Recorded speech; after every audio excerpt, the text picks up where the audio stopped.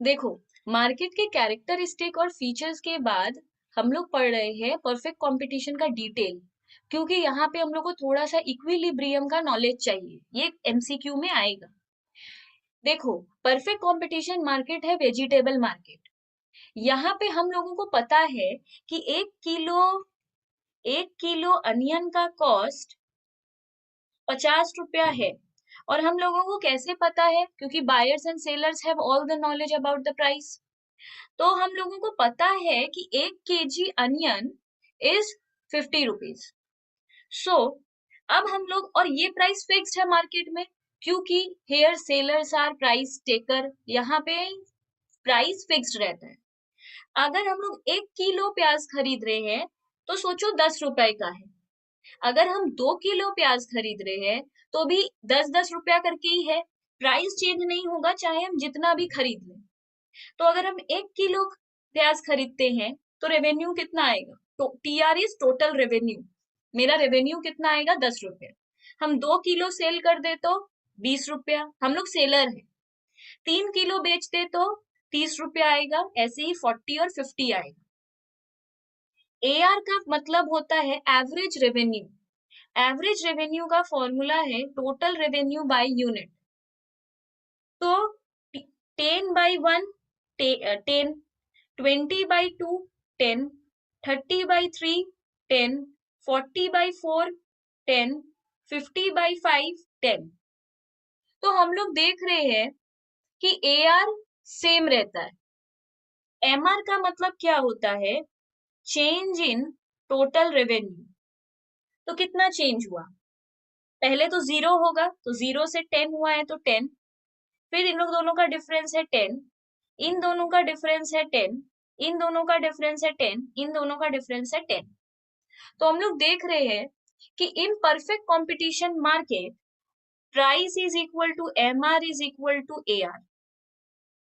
तो ये याद रखना बहुत जरूरी है कि परफेक्ट कंपटीशन मार्केट में जो प्राइस होगा वही एआर होगा और वही एमआर होगा। ठीक है, इसको हम लोग दो, मतलब अब क्वेश्चन आता है, ये कॉन्सेप्ट याद रखना है हम लोगों को, इक्विलिब्रियम में काम आएगा। इक्विलिब्रियम का मतलब क्या होता है? अब यहाँ पर अगर सेलर को मैक्सिमम प्रॉफिट करना है तो वो क्या कर सकता है?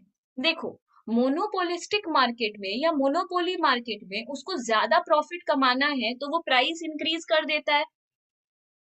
पर यहाँ पे सेलर के हाथ में तो है नहीं कि वो प्राइस को इंक्रीज कर देगा। सेलर्स आर प्राइस टेकर, तो उनके हाथ में नहीं है कि वो प्राइस को इंक्रीज और डिक्रीज कर पाएंगे। तो वो क्या कर सकते हैं? वो ज्यादा यूनिट बेच सकते हैं, वो ज्यादा से ज्यादा सेल करेंगे तो ज्यादा प्रॉफिट होगा। पर क्वेश्चन ये है कि हमको कितना सेल करना है कि मेरा मैक्सिमम प्रॉफिट हो जाए।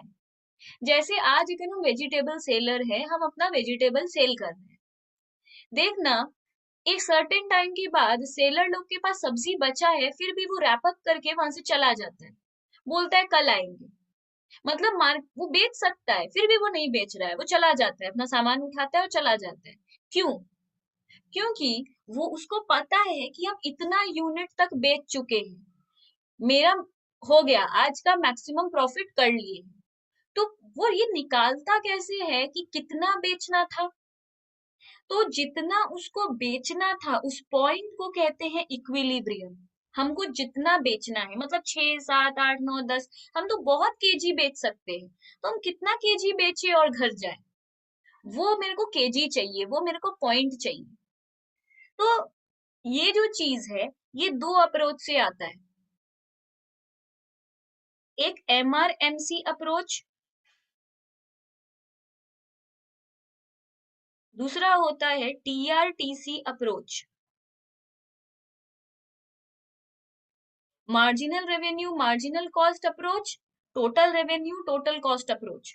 इंपॉर्टेंट ये रहता है, टीआरटीसी अप्रोच हार्डली आता है, नाम आया तो आया, इसका कॉन्सेप्ट नहीं पूछता है। तो हम लोग भी इसको डिटेल में नहीं पढ़ेंगे, नहीं पूछेगा। एग्जाम में आएगा एमआरएमसी अप्रोच, आएगा ही, इससे क्वेश्चन मस्ट है। अगर रिटन एग्जाम हो या फिर एमसीक्यू एग्जाम हो, उससे कुछ तो पूछेगा।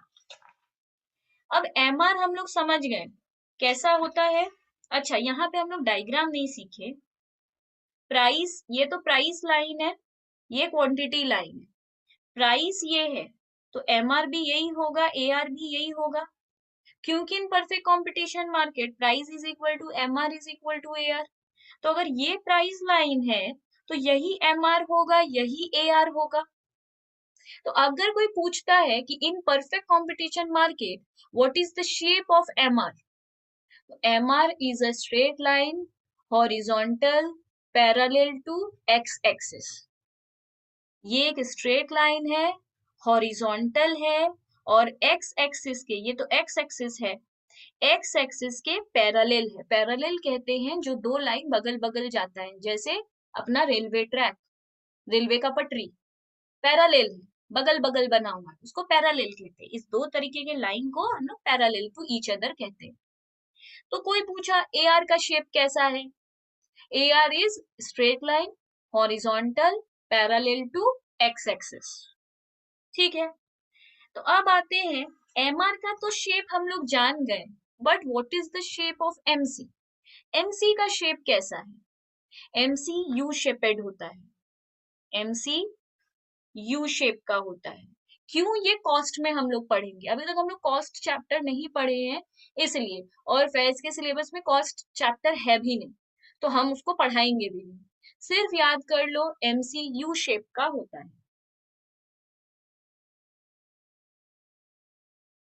ठीक है, तो अब कैसे समझे कि हमको कितना यूनिट बेचना है, मतलब हाउ टू मैक्सिमाइज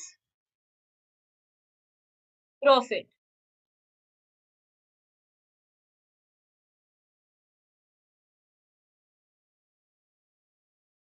ये मेरा एमआर है, ये मेरा एमसी है। एमआर एमसी अप्रोच में समझना है, ये मेरा एमआर है, ये मेरा एमसी है, हम लोग को दोनों का शेप पता था।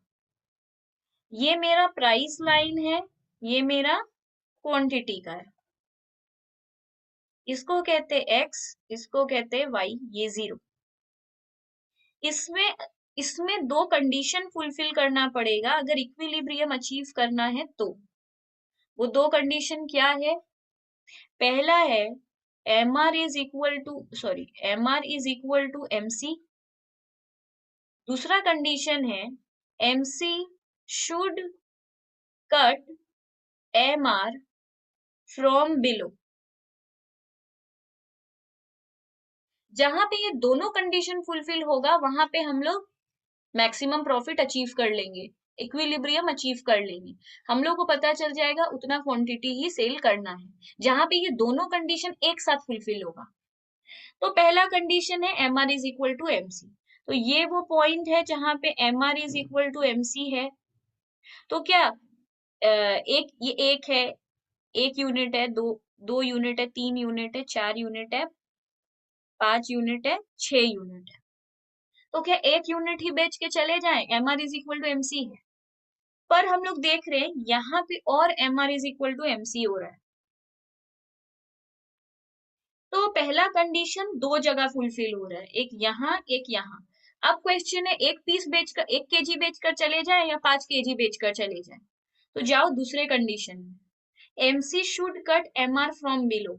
ये एमसी है, यहाँ पे एमसी ऊपर से काट रहा है, यहाँ पे एमसी नीचे से काट रहा है। तो जहां पे एमसी नीचे से काटेगा वो जगह सही है, तो ये यूनिट हम लोगों का सही है। तो हम लोग को कितना बेचना चाहिए, 5 केजी। तो हम लोग मैक्सिमाइज कर लेंगे प्रॉफिट को। तो इक्विलिब्रियम कहाँ अचीव हुआ, यहाँ।